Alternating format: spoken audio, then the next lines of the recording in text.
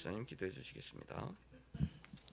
사랑의 하나님 감사합니다. 거룩한 주일 교회와 각자의 처소에서 주님을 예배합니다. 우리 모든 환경과 여건을 열어주시고 우리의 예배를 기뻐 받으시는 주님께 존귀와 영광과 찬양으로 주님 한 분만을 예배하는 이 시간 주님의 보좌 앞으로 나갑니다. 주님 임재하여 주옵소서.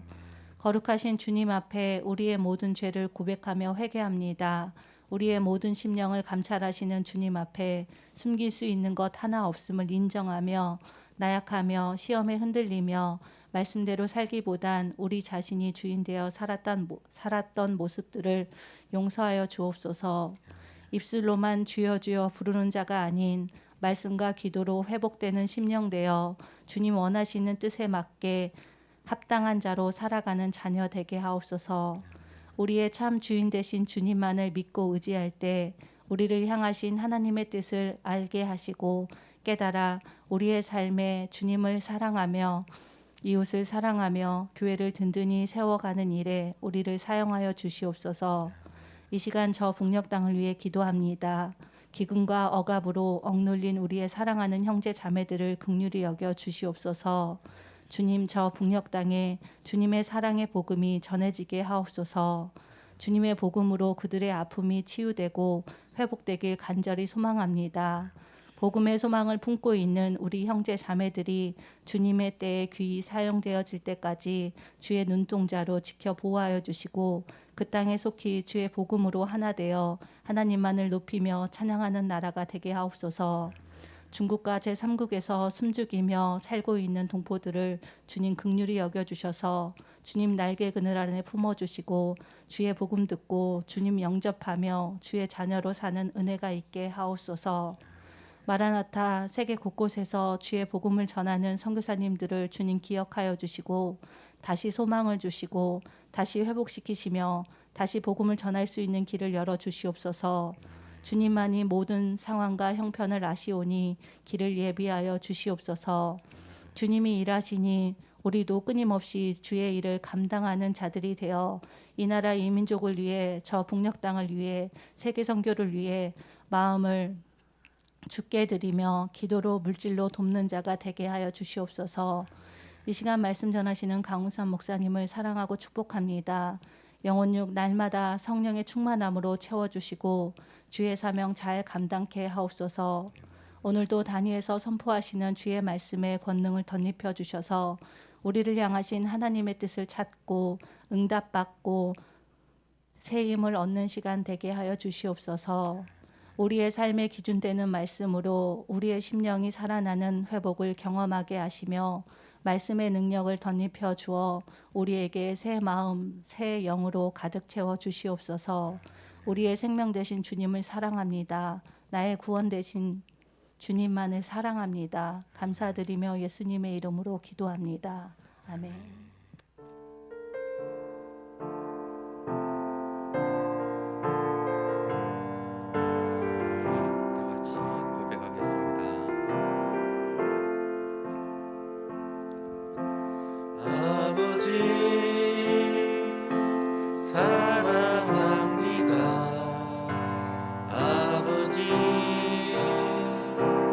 경배합니다.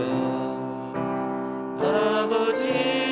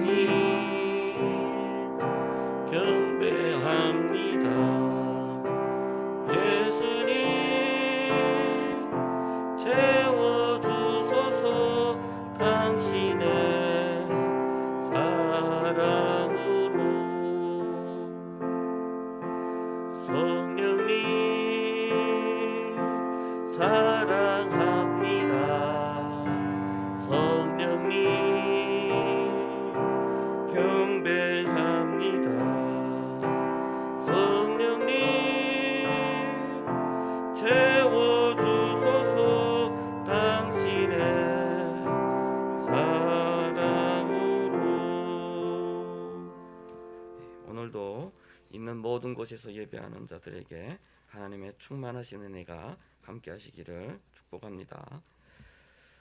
오늘 말씀입니다. 베드로 후서 2장 15절에서 22절까지의 말씀입니다. 베드로 후서 2장 15절에서 22절까지 말씀.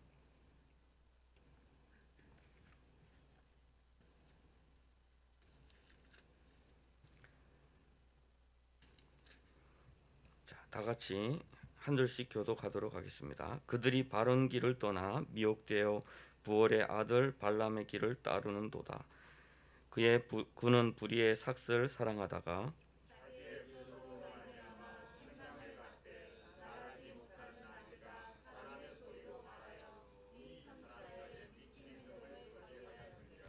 이 사람들은 물 없는 샘이요 광풍에 밀려가는 안개니 그들을 위하여 캄캄한 어둠이 예비되어 있나니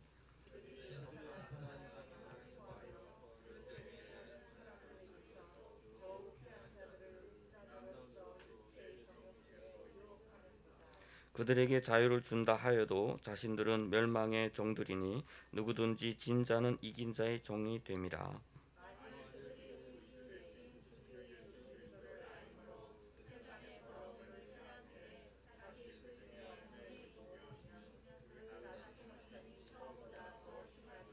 의의 도를 안 후에 받은 거룩한 명령을 저버리는 것보다 알지 못하는 것이 도리어 그들에게 나오니라. 참된 속담에 이르기를 개가 그 토했던 곳에 돌아가고 돼지가 씻었다가 돌아온 구덩이에 도로 누웠다 하는 말이 그들에게 응하였도다. 아멘. 오늘은 이어서 나그네의 언약이라는 제목으로 말씀 전해 주시겠습니다.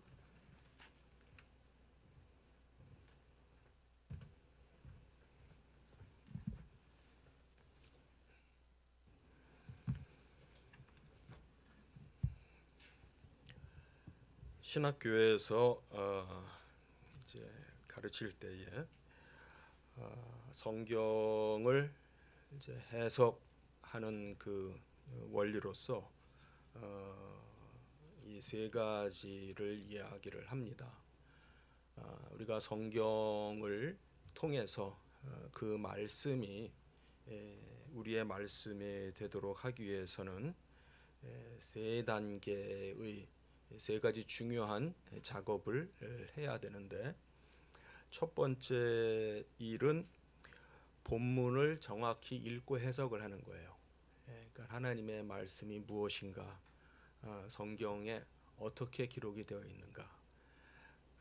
그러기 위해서는 성경 자체가 원래 헬라어 히브리어로 되어 있기 때문에 그 언어에 대해서도 알아야 되고, 또 그냥 말만 한다고 되는 것이 아니고 그 언어를 또 그 글 속에서, 정황이라고 그러죠.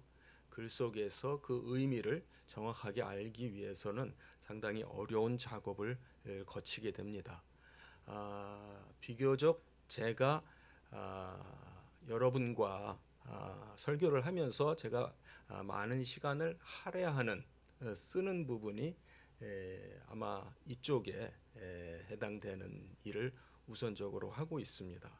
그런데 그 외에 또 이 말씀을 우리의 삶 속에서 이해를 하기 위해서는 이 말씀이 적어도 신약 시대 2000년 전 내지는 그 이전 구약 시대에 하나님이 하신 말씀이기 때문에 그렇다면은 그때 그 하신 말씀 그 정황에 비추어서 볼 때에 지금 우리의 상황 속에서는 이것이 어떤 의미가 될 것인가. 세상은 계속 변하고 있거든요. 우리의 삶의 현장, 또 우리의 삶에서 드러나고 있는 어떤 문제와 도전들, 위협들, 유혹들, 이런 것들이 계속 변하는데 그 변화되고 있는 그러한 그 문맥 속에서 이 하나님의 말씀을 우리가 어떻게 생각을 해야 되는가. 이 시대에는 사탄이 어떤 옷을 입고 우리에게 다가오고 있는가. 이런 부분에 대해서 또 우리가 판단할 수 있어야 되고요. 그 다음에는 이제 그렇다면은 우리가 어떻게 해야 되는가, 이것이 나에게 어떤 의미를 가져드는가, 무엇이 중요한 것인가, 무엇을 지켜야 되는 것인가, 결국 나의 삶 속에서, 나의 실존 속에서 하나님의 자녀로서 살아간다는 것이 무엇인가라고 하는 그런 차원에서 이제 생각을 하게 됩니다.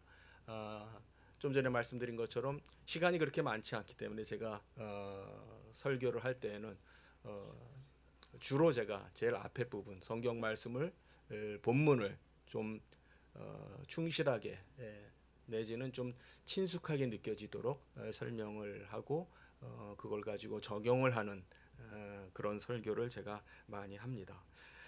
그런데 이제 오늘까지 우리가 보게 되는 이 베드로후서 2장의 본문 내용은 사실 한 장 전체가 22절로 되어져 있는 한 장 전체가 사실 하나에 대해서 이야기를 하고 있어요. 2장 1절에서 말했던 거짓 선지자와 거짓 선생들이 어떻게 연약한 자들을 쓰러뜨린다. 결국은 그들에게는 자신들의 그 죄값, 그 멸망을 피할 길이 없는 그러한 자들인데, 그럼에도 불구하고 그들은 계속해서 멸망의 길로 사람들을 끌어가려고 한다라고 하는 이야기를 하면서 이 본문 속에서 가장 집중적으로, 그리고 가장 많이 언급되면서 조명이 되고 있는, 주목되고 있는 그 죄가 바로 음란 또는 음행, 그런 호색, 이런 표현의 단어들이 되겠죠. 이 2장을 읽으면서 저는 병행해서 예레미야서를 쭉 같이 읽었습니다. 이 베드로후서 2장이 어떻게 보면은 예레미야서 전체의 축소판 같은 그런 생각이 들어요. 예레미야서에서는 하나님께서 거짓 선지자들을 책망을 하시고, 또 그 거짓 선지자들이라는 것은 하나님이 심판의 계획을 갖고 계신에도 불구하고 그들은 하나님이 주신 말씀을 하지 않고 사람이 듣기 좋은 말, 사람이 들어서 편안한 말을 하는 자들을 거짓 선지자들이라고 그랬고, 그 예레미야서에서는 무서울 정도로 그 심판이 어떻게 임한다, 그들이 심판을 피하지 못한다, 하는 것마다 다 안 될 것이고 그들의 아내나 자식들이나 다 잘못될 것이다라고 하는 무서운 심판의 그 말씀을 얘기를 하고 계세요. 바로 그 내용이 베드로후서에 오게 되면은 한 장으로서 그 모든 내용이 압축되어져서 우리에게 다시 한번 기억되도록 상기시키는 일을 하고 계신다 생각이 되어집니다. 제가 혹시 이제 저는 그게 이제 전혀 그 상관이 없는데, 제가 이제 설교 중에 베드로가 하면서 이렇게 얘기를 많이 하잖아요. 베드로가 이렇게 얘기를 하고 바울이 이렇게 얘기를 하고, 이런 식으로 제가 표현을 많이 쓰는데 가만히 그런 생각이 또 들더라고요. 제가 그렇게 표현하더라도 그 말씀을 하시는 분은 누구예요? 하나님이에요. 그거 헷갈리시면 안 되겠습니다. 하나님께서 베드로를 통해서 말씀을 하시는 거예요. 하나님께서 베드로를 통해서 베드로가 보고 있는 그 시대의 그 상황, 그 시대의 죄악상, 그 죄악상 중에 손꼽을 만한 지금 위협과 도전이 되고 있는 부분이 바로 거짓 선지자들이 나타나서 교회가 정말 말로 할 수 없는 위험천만한 상태에 있고, 지금 그렇게 유혹에 빠지고 있고 정말 위험에 노출되고 있다 하는 부분을 이야기를 하고 있다라고 하는 것이죠. 그런 면에 있어서 오늘은 제가 지난 2주 동안은 본문 중심으로 제가 설명을 드렸고요. 지금 후반에 한 7, 8절 또한 역시 거의 비슷한 내용이 계속 나오고 있습니다. 그러나 왜 하나님은 이렇게 길게 장황하게 이러한 같은 내용을 계속해서 말씀하시고 계시는가? 그 자체에 우리는 의미를 둘 필요가 있는 것이고요. 그런 의미에서 오늘은 제가 본문은 가볍게 제가 설명을 하고 많은 부분이 반복되고 있기 때문에 아까 말씀드린 대로 우리에게 있어서 이것은 어떤 의미가 되고 있는 것이고 또 지금의 우리의 그 처해진 현실은 우리에게 어떤 위협을 주고 있는지 이런 측면에서 오늘 말씀을 좀 나누려고 합니다. 15절, 16절에 보게 되면은 발람이라고 하는 선지자가 나옵니다. 민수기서 22장부터 등장하는 이 발람, 성경 중에서 성경 가운데 이 좋지 않은 이름으로 어떤 그 악한 자의 이름으로 발람처럼 많이 언급되는 이름이 없을 것 같아요. 가장 그 성경에서 그 거짓 선지자의 대명사로서 총합으로서 그래서 여러 군데에서 발람의 그 악함에 대해서 그 잘못되어진 거짓 선지자의 모습에 대해서 얘기를 하는데 여기에서도 말하면은 불의의 삭슬 받아서 그러니까 불의의 삭슬을 쫓아간 것이고 그러니까 물질을 따라서 그런 일을 한 것이고요. 이스라엘을 저주하라고 하는 그런 일을 하게 주문을 받은 것이죠. 또 자기의 불법으로 말미암아 이것을 모든 것을 불법이라고 얘기를 하고 있습니다. 여기에서는. 근데 계시록 2장 14절에 보면은 계시록에서도 발람을 다시 한번 언급을 해요. 하면서 그 때문에 발람 때문에 이스라엘이 그 우상의 제물을 먹었다라고 말하고 그로 말미암아 이스라엘이 그 음행을 저질렀다.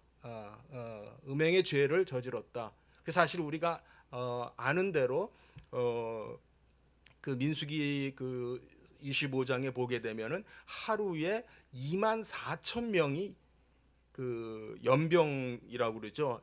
그로 죽었다라고 기록이 되어 있어요. 그것이 성경에 보면은 하나님이 진노하셔서 이스라엘이 이 발람이 이 거짓 선지자 역할을 한 그 결과로 말미암아 결국은 이 계시록은 이스라엘이 하나님이 아닌 이방 신을 쫓아간 것이고 그 제물을 먹는 제사 행위를 했고 그 다음에 또 다른 죄목으로 어떻게 보면은 연결되어 있는 건데 또 다른 것을 뭘 지목하냐면은 대낮에 버젓이 사람들이 눈으로 보는 앞에서 모함 여자와 음행을 저지르는 그러한 사건들이 그냥 벌어지는 거예요. 그거에 대해서 하나님이 진노하셔서 24,000명이라고 하는 사람이 죽게 됩니다. 무서운 사건이죠. 무서운 사건이 기록이 되어 있고요. 결국 이 발람이 그 거짓 선지자의 하나의 대명사처럼 대표적인 격처럼 여기서 언급이 되고 있습니다. 그래서 16절에 보면은 나귀가 사람의 소리로 말하여 이 선지자의 미친 행동을 저지하였다 이렇게 말해요. 미친 행동이라고 여기서 미친 행동이라고 하는 것은 너무 직역인 것 같아요. 영어로 하면 madness, 그냥 미쳤다. 근데 그 말의 의미는 지각이 없는 이성이 없는 그런 의미거든요. 12절에서 우리가 같은 표현을 봤어요. 그들은 이성이 없는 짐승같이럼 산다. 생각이 없고 지각이 없고 판단이 없는 미친 사람처럼 산다. 그래서 오히려 나귀가 천사를 알아보고 하나님의 사자를 알아보는 그러한 격이 돼버렸죠. 상황이 돼버렸죠. 이들에게는 이 거짓 선지자들의 종국은 어떻게 되느냐? 멸망이에요. 심판이에요. 그래서 17절 이하에 보게 되면은 물이 없는 샘, 안개가 광풍으로 그냥 밀려가고 또 캄캄한 어둠, 이런 표현이 여기서 쓰여지고 있습니다. 굉장히 압축적인 표현입니다만은 바로 그들의 인생이 그렇게 된다라는 얘기를 하고 있습니다. 18절 이하에 보면은 결국 그들이 하는 것은 많은 사람들로 하여금 음란에 빠지게 하고 육체의 정욕 가운데 살도록 하는, 그래서 19절에 보면은 그들은 멸망의 종이라고 합니다. 멸망의 종. 14절에서는 그들을 저주의 자식이라고 그랬어요. 예, 무서운 표현이 그냥 막 쏟아져 나옵니다. 예, 그러니까 정말 예레미야서에서 말씀하시는 그 하나님의 그 무서운 심판, 예, 그 무서운 심판을 피할 수 없다라고 하는 그 부분이 여기에서 여실히 드러나고 있습니다. 그래서 이들은 정말 선지자라고 하는 것은, 선생이라고 하는 것은 어떻게 보면은 꼭 해야 되는 건 아니죠. 예, 예. 차라리 안 했었으면 나을 수도 있는, 본인에게는 나았겠는 그런 의미이기도 하죠. 그렇기 때문에 가르치는 자에게 있어서는 또 다른 특별한 책임이 더 따르게 되는 거예요. 예, 예. 그래서 결국은 이들의 삶은 한마디로 말하면 개가 그 토한 것으로 돌아가게 하고 돼지가 그 더러운 구덩이로 다시 거기 들어가서 뒹구는 그러한 현실 속에서 헤어나지 못하는 그러한 모습을 본인만 살 뿐만 아니라 다른 연약한 지체들을 유혹하여서 그런 멸망의 길로 같이 끌고 들어가는 것이 이 거짓 선지자의 모습이고, 또 지난 시간에 제가 거짓 나그네 또는 가짜 나그네 이런 식으로 표현을 했는데, 결국 그러한 삶을 살게 되면은 우리 또한 나그네의 삶의 본질에서 또 본분에서 사명에서 부르심에서 벗어나는 것이 된다라는 말씀을 드렸습니다.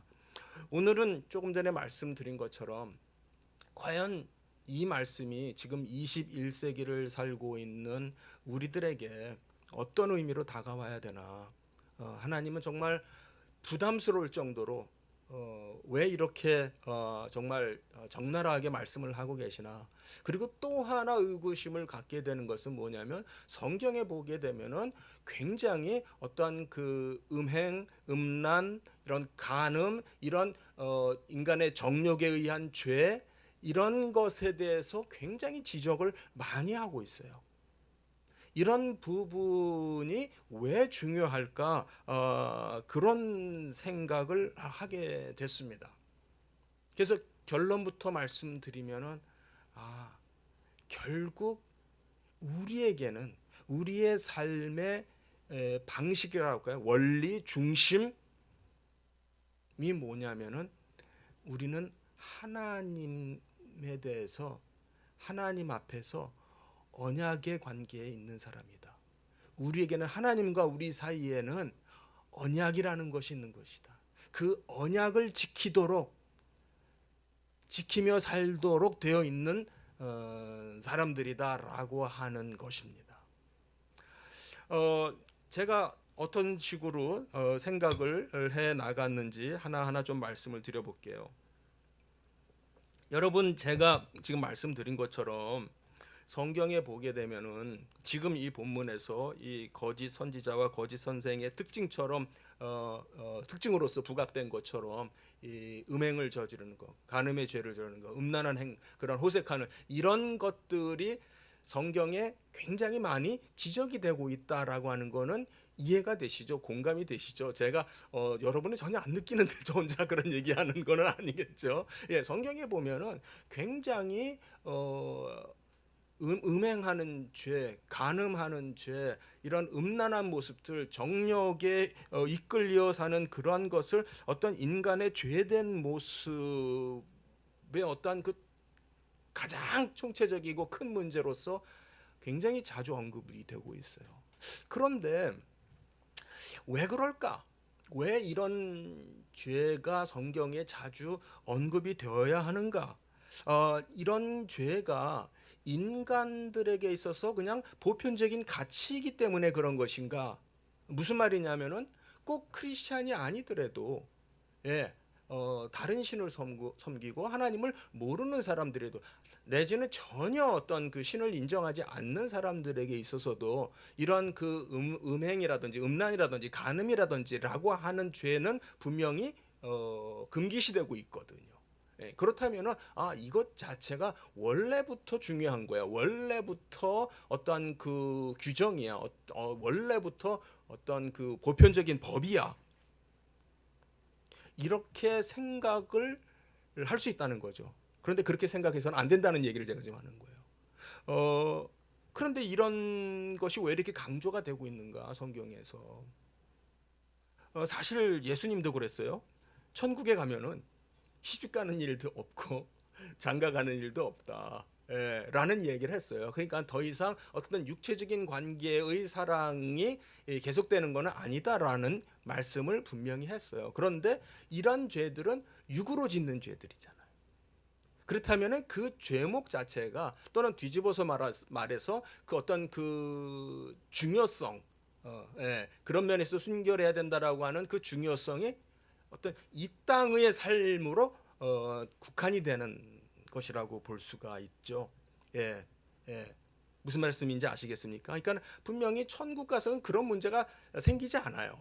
그런 것 자체가 천국의 삶에서는 있지 않아요. 그렇다면 왜 이 땅에서는 그것이 그렇게 문제인가? 사실 가만히 생각을 해보면은 하나님은 처음부터 그거를 가르셨어요. 중요시 여기셨어요. 하나님께서 아담과 하와를 창조하시고 둘을 한 몸이 되게 하셨어요.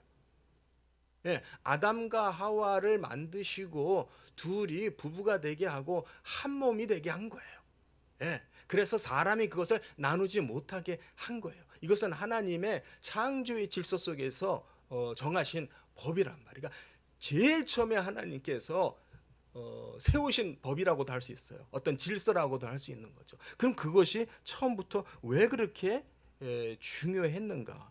다시 말하면 육체적인 연합을 통해서 하나가 되는 것을 배우게 하신 거죠. 즉 육체적인 연합을 이미 그때부터 제도화하신 거예요. 결혼이라고 하는 것을 제도화하신 거예요. 그것은 하나님께서 남자와 여자를 만들면서 제일 먼저 하시게 된 거죠. 그런데 우리가 잘 아는 대로 인간은 그렇지 않은 거죠. 인간은 그렇지 않아요. 그래서 그 신명기 24장에 보면은 무슨 내용이 나오냐면은 여러분들이 빨리 찾으실 수 있으면 찾으시고, 안 그럼 제가 그냥 읽어드릴게요.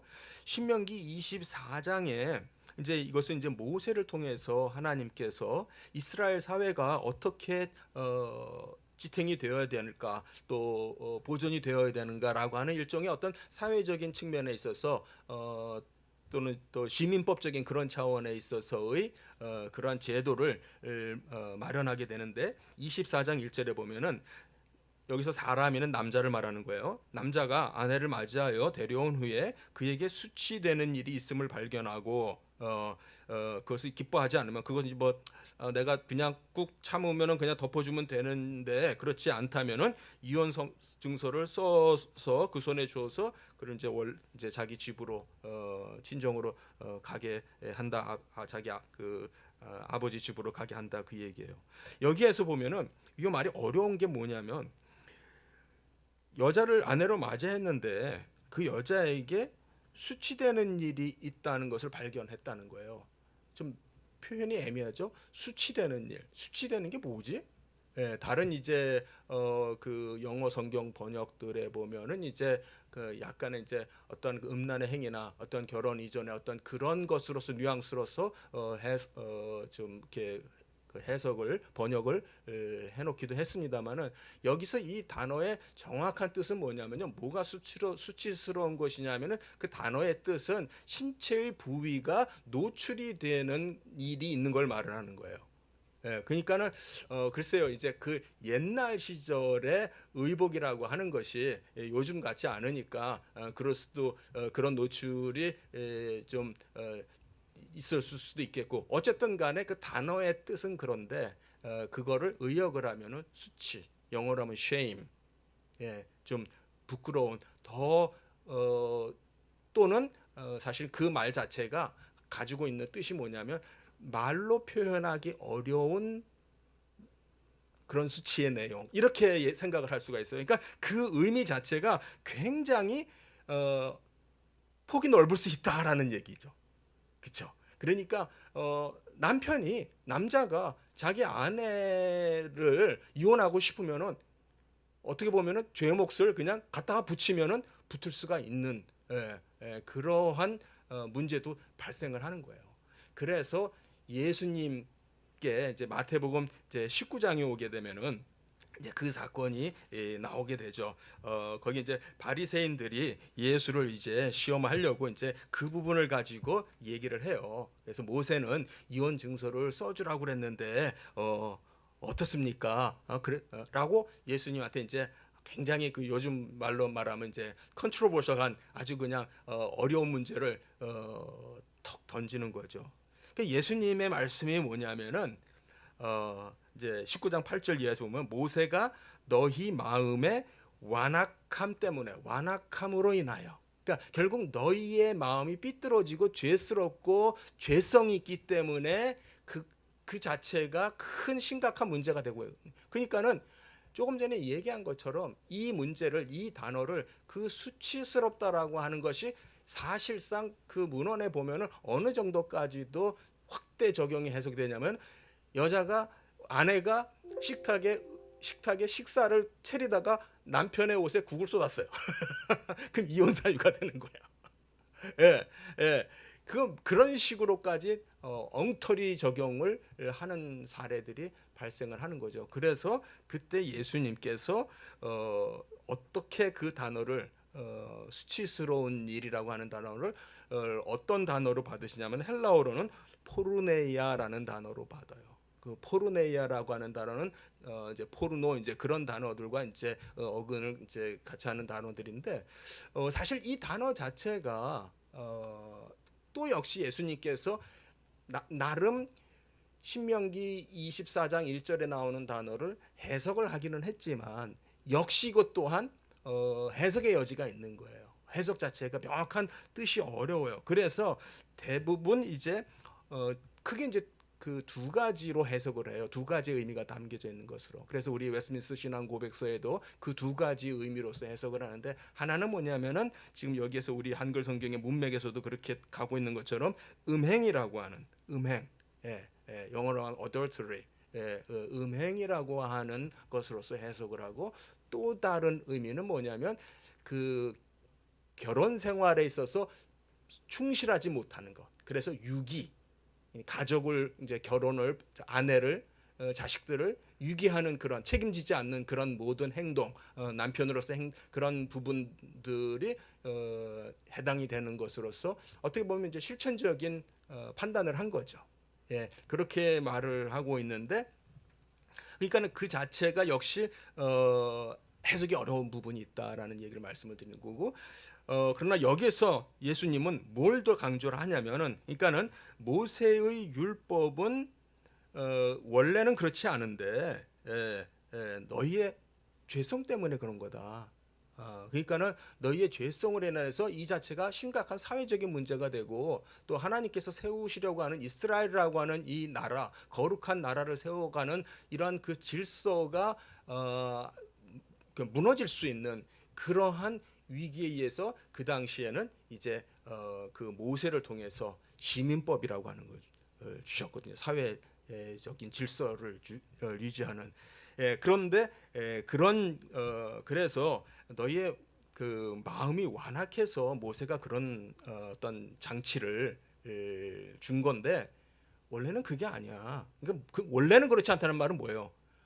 하면 안 돼 그 소리죠. 그러니까 원래 하나님의 질서는 하나님이 남자와 여자를 부부가 되게 해서 짝을 지어 주면은 누구도 가르면 안 돼. 사람이 절대 그걸 가르는 게 아니야.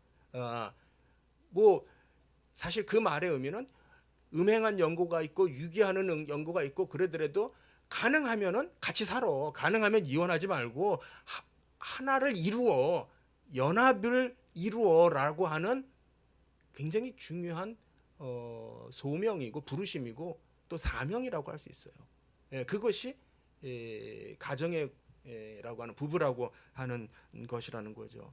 그런데 여기에서 바로 그 이제 우리가 이제 음행한 연고로 이렇게 이제 해석을 하게 됩니다.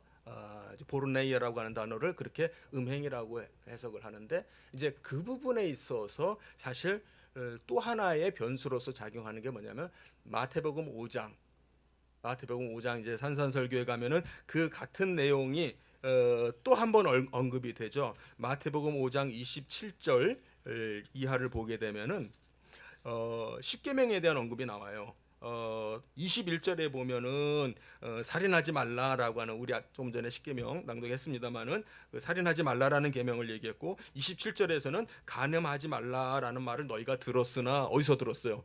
십계명에 있는 거죠. 모세율법에 있다는 얘기를 지금 하시는 거죠. 그런데 예수님은 이제 거기에서 간음하지 말라라고 하는 그 말을 제가 지난주에도 말씀을 드렸습니다마는 유대인들은 이것을 행하지만 않으면 죄가 아닌 걸로. 예, 그러니까 행동으로만 나타내지 않으면은, 그러니까 속으로는 무슨 생각을 하더라도 친구에 대해서 무슨 생각을, 무슨 욕설을, 무슨 어떤 그 증오심을 속에서 죽이고 싶은 마음을 갖더라도 죄송합니다. 행동 죽이지만 않았으면은 살인죄가 아닌 것으로 생각하는 그걸 지적을 하는 거예요. 그게 죄다. 그게 똑같은 죄를 진 거다. 그러니까 모세 율법을 통해서는 간음하지 말라라는 어떤 그 행동에 관한 그 계명 자체가 표현으로 되어 있습니다만은 그러나 예수님은 이미 동일한 간음죄가 마음에서 일어난다라는 얘기를 지적을 하고 있는 것이죠. 그러면은 아까도 얘기했지만 뭐 천국 가서 우리가 계속 뭐 부부 생활을 하는 것도 아니고 남자와 여자가 있는 것도 아니고 다 하나님의 자녀로서 동등하게 하나님과 교통하는 그런 삶을 사는 것이고 그렇다면은 굳이 이 죄가 왜 이 땅에서 또는 왜 이렇게 중요하게 대두되어야만 하는 겁니까? 결국 하나님은 우리에게 결혼을 통해서 무엇을 배우기를 원하는 겁니까? 그렇죠. 그러니까 결국 결혼이라고 하는 것은 결혼을 한다라고 하는 그 두 사람 사이에서의 혼인 가약, 우리식으로 말하면 혼인 가약이라고 하고 또 영어로 하면 vow, 서약, 성경적인 표현으로는 언약. 예, 언약을 배우는 첫 번째 장이라고 할 수 있는 거예요. 첫 번째 장이라고 할 수 있는 거예요. 그러니까는 사실 이 언약의 핵심적인 의미는 뭐냐면 하나님과 우리 사이에 언약이 있어요. 너희는 내가 주는 모든 계명을 다 지켜. 그러면은 너희는 내 백성이 되고 나는 너희 하나님이 될 거야. 이게 언약의 핵심적인 내용이거든요. 그 언약의 중심 사상이 뭐냐면 연합이에요. 하나님과 우리가 하나님과 이스라엘이 하나가 되는 연합되는 것을 연합의 교통을 하나님과 우리가 연합되는 교통을 이 땅에서 우리가 실천하고 맛보고 누리고 또 생각해보고 또 상상해보고 할 수 있는 그 장이 뭐냐? 그러기 위해서 우리에게 주신 게 뭐냐? 바로 부부예요. 부부의 연합이에요. 결혼의 연합인 거예요. 결혼의 연합이고 그것을 뒷받침하는 것이 결혼 언약이다라고 하는 것이죠. 그러니까 이 땅에서 인간이 우리가 하나가 됩시다. 하나가 되자.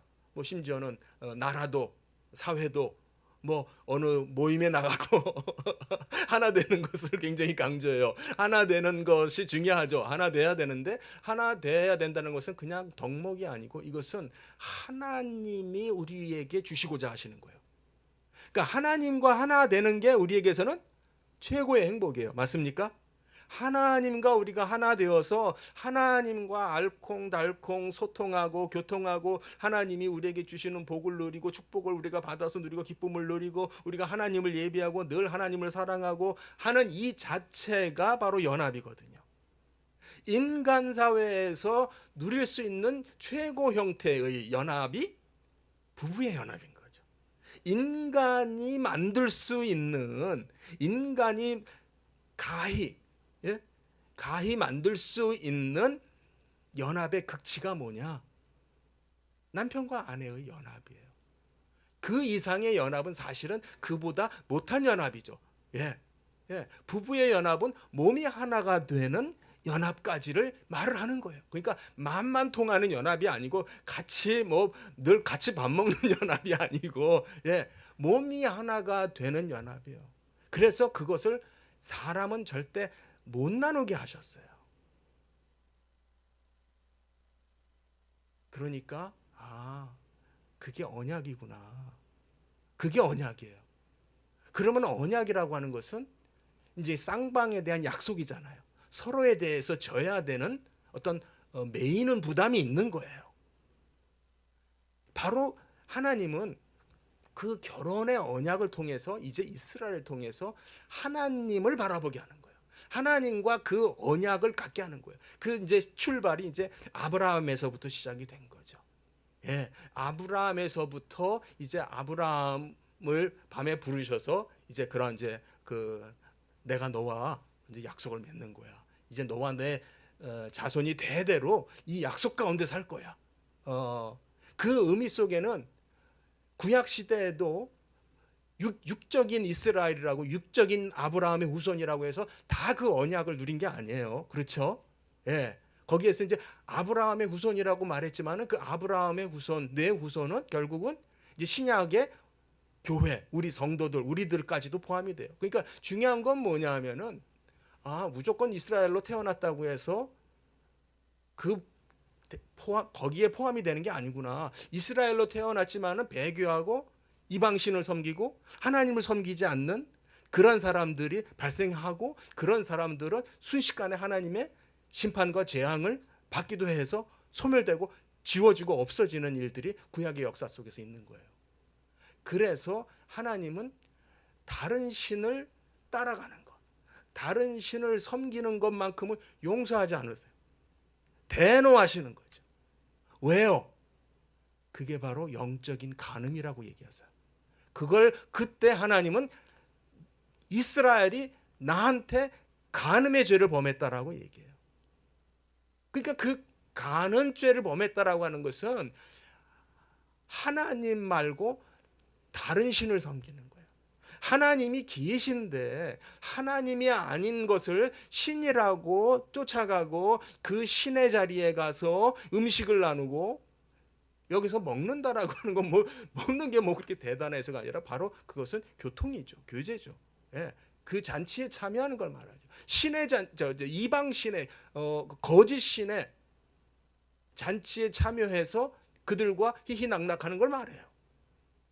그게 바로 하나님이 이스라엘이 내게 간음했다라고 얘기를 하는 거예요. 그 간음을 이해하기 위해서 하나님을 버리고 다른 신을 쫓아가는 게 그게 간음이구나 라고 하는 것을 가르쳐 주기 위해서 인간 제도 속에서 인간의 삶 속에서 제도로 주신 부부 사이에서 다른 나의 배우자가 아닌 다른 사람을 쫓아가는 것, 여기서 좀 더 응용해서 말하면 다른 사람을 사랑하는 것 또는 다른 사람에게 마음을 주는 것 또는 마음에 품는 것, 이 모든 것이 해서는 안 되는 바로 그 자체가 간음의 죄로서 해당이 돼요. 그래서 예수님은 몸으로 간음죄를 범한 것만 간음죄가 아니고 이미 너의 마음에 간음죄를 범했다라고 얘기를 하는 거예요. 마음으로 수없이 당연히 한 사람만을 사랑해야 되는데 한 사람과만 연합해야 되는데 한 사람만을 품어야 되는데 내 마음이 다른 사람을 쫓아가고 있다. 다른 사람에게 마음을 준다라고 하는 것을 예수님은 간음이라고 정의를 하고 있는 거예요. 그러니까 왜 성경에서 간음이라고 하는 부분, 음란, 음행, 뭐 이런 성격의 그런 그 죄목들이 왜 이렇게 나오는가? 그 자체가 별도로 중요해서 하나님과 무관한 것은 세상에 어떤 것도 그 자체가 중요한 게 없어요. 그렇죠? 예, 하나님과 관계가 없는 어떤 뭐 도덕이 따로 있지 않아요. 옳고 그름의 문제가 따로 있지 않아요. 어떤 죄가 되는 죄몫이 따로 있지 않아요. 하나님이 그것은 하나님을 범하는 거라는 거죠. 예수님은 이런 말씀을 했어요. 두 주인을 섬기지 말라. 그렇죠? 두 주인. 결국 여기서 두 주인은 한 주인은 하나님이고 한 주인은 우리가 하나님이 아니야 어떤 다른 것을 하나님 자리에 올려놓아서 주인 자리에 올려놓는 것을 말하죠. 예. 마태복음에서는 이 산상수훈 그 같은 문맥에서는 재물을 주인으로 섬기지 말라 이렇게 말씀했습니다만 결국 잘 생각해 보면은 모든 물질을 말해요. 모든 물질을 말하는 것이고 결국 세상에 있는 하나님이 아닌 어떤 다른 것 다 물질이죠. 피조물이죠. 그것을 하나님과 맞먹는 같은 가치를 부여한다든지 그러니까 내가 너무너무 좋아하는 것이 있어. 먹는 걸 좋아한다든지 뭐 쇼핑을 좋아한다든지 뭐 운동을 좋아한다든지 그걸 너무너무 좋아해서 절대 그거는 내가 못 버리는 게 있어. 쉽게 얘기하면 그런 거예요. 그런 거예요. 그게 뭐 대단한 죄라고 뭐 저도 버리지 못하는 정말 그거 정말 운동 같은 거 하고 싶어서 뭐 어떤 사람은 게임일 수도 있고 저는 뭐 게임 같은 거 할지도 모르겠습니다만은 예. 결국 그 주인이라고 하는 게 생각해 보면 누구냐면 나예요. 뭐냐면 나예요. 두 주인을 섬기지 말라라고 하는 거는 하나님을 섬겨야 되는데 결국은 하나님이 아닌 나를 섬기는 거죠.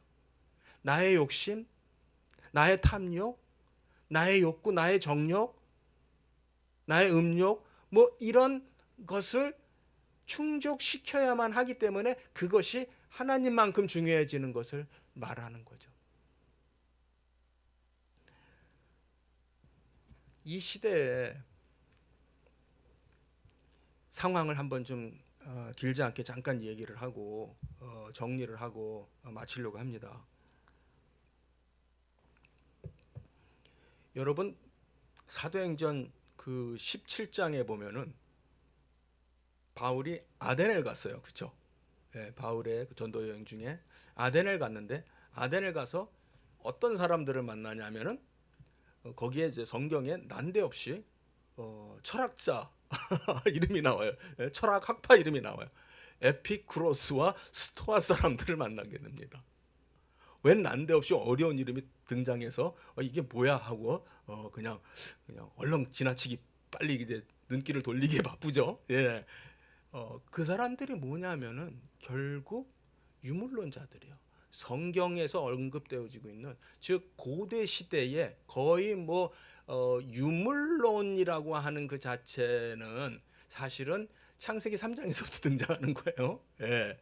예. 근데 성경에도 그런 사조와 철학이 있다라고 하는 것을 얘기해요. 그 고대 철학의 에피쿠로스와 그 스토아 사람들을 통해서 쉽게 말하면 에피쿠로스 개념은 이런 거예요. 그 에피쿠로스가 말하는 그 유물론은 육으로 하는 거는 중요하지가 않아. 그러니까 뭐 옳고 그름에 대한 기준이 있는 게 아니고 내가 내 몸이 즐겁게 생각하면 그건 좋은 거고 내 몸이 즐겁지 않으면 그거는 나쁜 거야. 예. 그런 어떤 그 쾌락주의. 그래서 이제 에피쿠로스 하면 이제 쾌락주의로 그 이제 흔히 이제 아마 기억들 하실 거예요. 그 쾌락주의가 어디서 나오냐면은 유물론 사상이에요. 또 스토아 개념도 마찬가지예요. 물질주의. 그러니까는 세상의 모든 것은 물질에 근원하고 있는 거예요. 예. 그러니까 뭐 신도 있는 것도 아니고 눈에 보이는 이 우주 자체가 최종적인 것이에요. 그래서 그 물질 자체에서 어떠한 그 의미가 나오고 원리가 나오는 거고. 예. 뭐 제가 더 얘기 안 할게요. 머리가 쥐나기 시작하니까. 그 유물론이라고 하는 개념은 역사 속에서 계속해서 나타나요. 예. 우리가 잘 아는 유물론은 19세기에 칼 마르크스를 통해서 표현되었던 그 공산주의 유물론. 그 유물론이 어떤 옷으로 입고 나왔냐면은 공산주의라고 하는 옷을 입고 등장을 한 것이 바로 그게 마르크스의 사상이에요.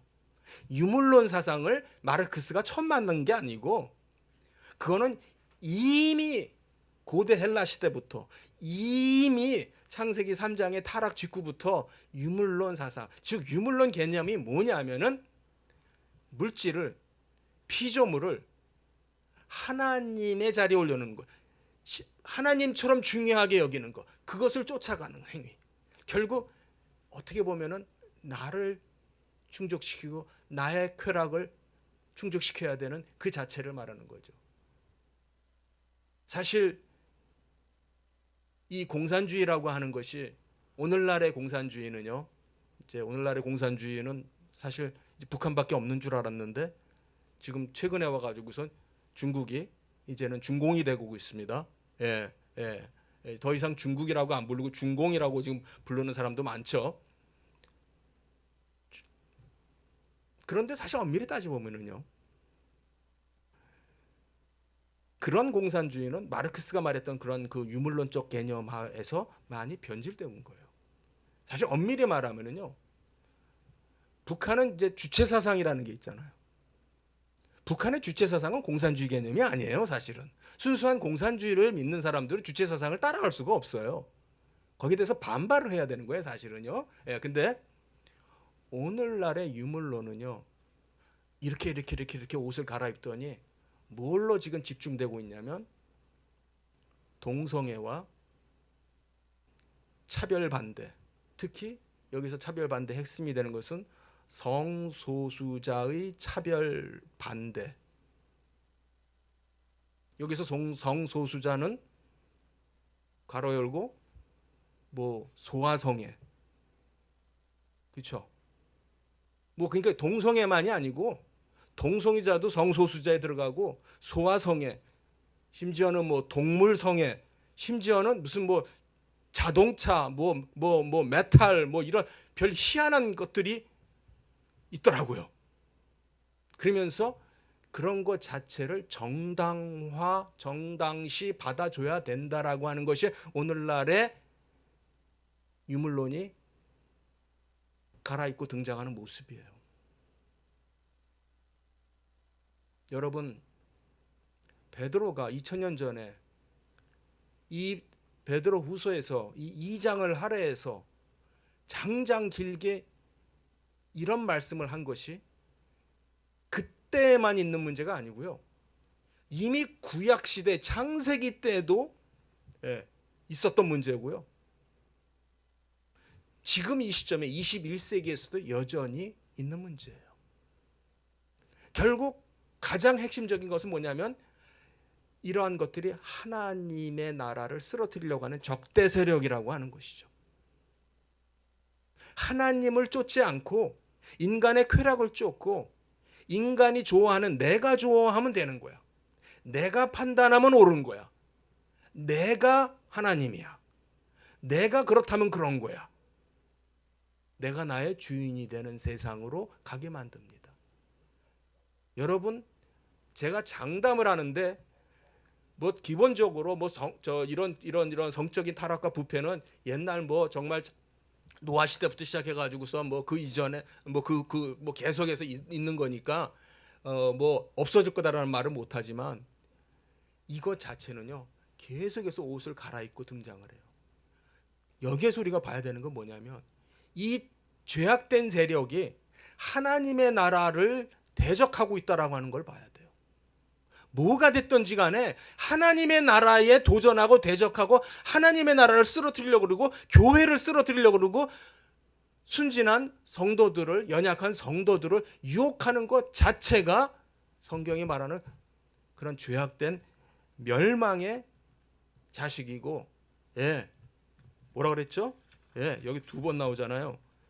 저주의 자식이고 멸망의 종들이라고. 사람들이 이렇게 말해요. 우리는 지적을 하지만, 죄는 나쁘지만 죄인은 우리가 사랑해야 된다. 굉장히 그럴싸하죠.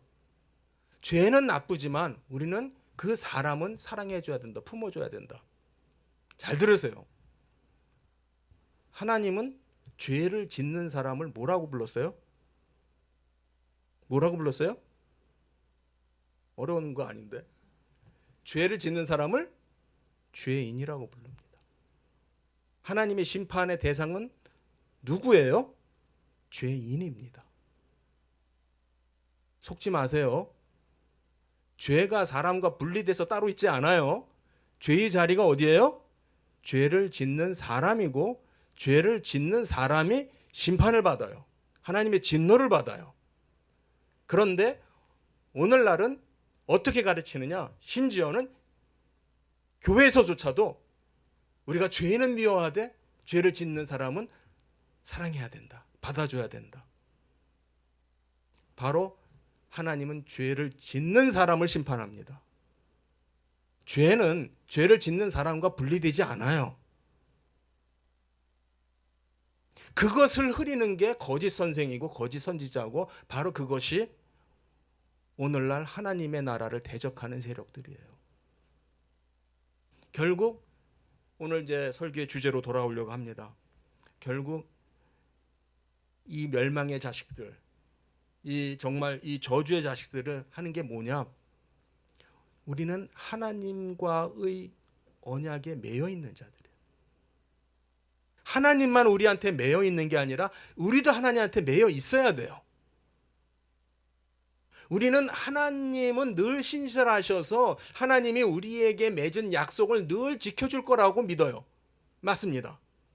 그리고 나는 근데 그 약속을 깨고 안 지켜도 하나님은 늘 그 약속을 지켜줄 거라고 우리는 믿어요. 그렇게 살면 안 되는 거예요. 올바른 생각은 뭐냐면, 우리가 그 하나님과 맺은 언약의 대상이라면은 우리도 그 언약을 성실하게 최선을 다해서 지키는 삶을 사는 것이다. 그렇지 않는 자들이 여기에 나오는 바로 이 거짓 선생들의 모습이고, 거짓 선지자이고, 멸망의 자식이고, 저주의 자식들인 거예요. 의도적으로 언약을 안 지키고, 의도적으로 언약에 대해서 불성실하고, 의도적으로 그 매임으로부터 벗어나려고 하는 것이 바로 멸망받을 자들이라고 하는 것이고, 그들에게는 반드시 심판이 임한다는 거예요. 굉장히 하나님은 우리에게 분명한, 이 베드로 후서를 통해서 우리에게 명확한 말씀을 하고 있어요. 오늘날 교회들이 이 점에 있어서 명확해야 됩니다. 그냥 호인처럼 좋은 게 좋은 식으로 다 그게 하나님이 아니에요. 하나님은 불의를 용납하시지 않으세요. 죄를 용납하지 않으세요. 그러나 하나님은 언제든지 우리가 회개하고 돌아오시면 언제 그랬냐는 듯이 우리를 용서해 주시고 구원해 주신다고 말씀하세요. 정말 에레미야서를 읽다 보면 나중에 웃음이 나요. 힘이 빠져요. 엄청 그냥 무섭게 심판을 한다고 하고선 결국 용서해 주신대요. 할렐루야. 그렇지 않습니까? 바로 그분이 우리의 아버지세요. 그분이 우리 아버지세요. 우리 나그네는, 우리는 이미 언약의 백성입니다. 우리가 나그네다라고 하는 것은 택함 받은 거예요. 그 언약의 백성으로 우리는 택함 받은 줄 믿습니다. 남편과 아내가 결혼의 그 가약, 결혼의 언약에 충실하는 것처럼 우리의 정체성은, 나그네의 정체성은 바로 이 언약에, 하나님과의 언약에 충실한 삶을 사는 것인 줄 믿고, 그렇게 또 열심히 승리하는 삶을 사시기를 축복드립니다. 기도하겠습니다.